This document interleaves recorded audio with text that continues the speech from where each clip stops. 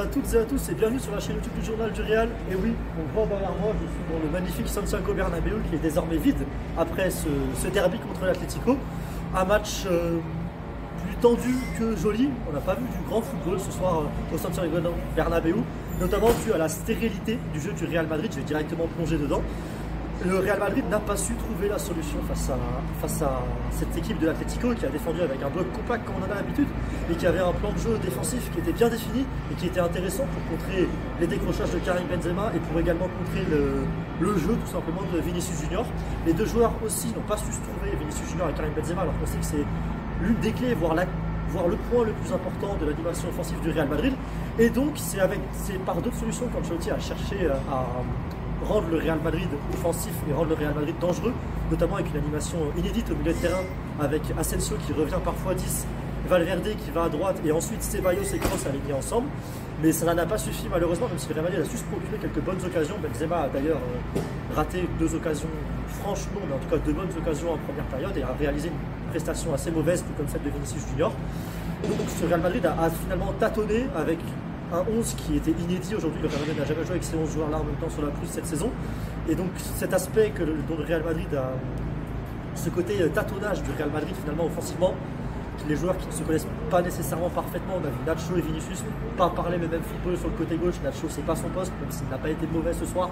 Vinicius lui était muselé à chaque ballon touché dans les 30 derniers mètres. Et donc on a vraiment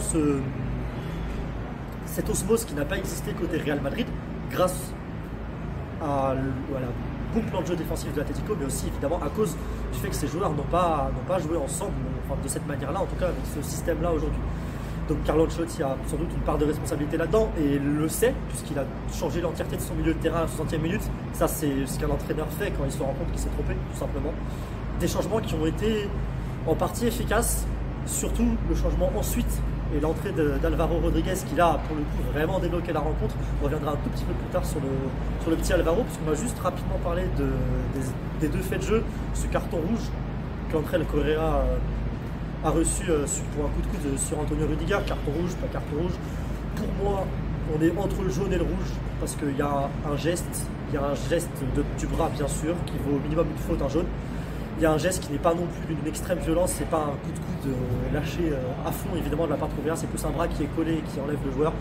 On est un peu entre les deux, on va pas faire un débat sur l'arbitrage, le rouge peut être donné, le rouge a été donné, ce qui a mis l'Atlético finalement dans la disposition préférée par Diego Simeone, c'est-à-dire une guerre de tranchées. L'équipe c'est 10 soldats plus 11 sur le terrain, mais c'est toujours la même chose et c'est une équipe qui ne peut être plus que dangereuse sur les coups de pied arrêtés. C'est là où j'ai envie d'en venir sur le Real Madrid. Elle le sait, c'est la seule solution de l'Atlético de Madrid, c'est ce coup de pied arrêté, une faute de Tchouaméni, Griezmann frappe, Jiménez met la tête, c'est but. C'était le pire scénario possible pour ce Real Madrid à 11 contre 10 contre l'Atlético à domicile. Et c'est ce qui est arrivé. Ils ont donné finalement le bâton, ils ont donné cette balle de match à l'Atlético en donnant ce coup franc à 35 mètres excentré. Et ça a donné un but, ce qui est finalement peut-être l'une des seules occasions sur la rencontre en plus de l'Atlético de Madrid. Et ensuite, le Real Madrid a su répondre via l'entrée d'un jeune de 19 ans du Castilla, Alvaro Rodriguez. Et c'est ça qui a donné qui donne un petit peu le sourire finalement aux Madrilènes après cette rencontre assez triste.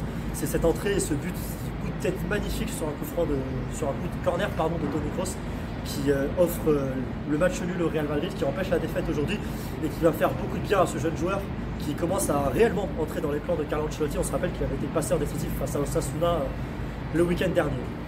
Sur ce, on va en rester là je pense pour cette vidéo parce qu'il fait extrêmement froid au Santiago Bernabéu ce soir. Il fait vraiment un froid horrible à Madrid ces derniers jours.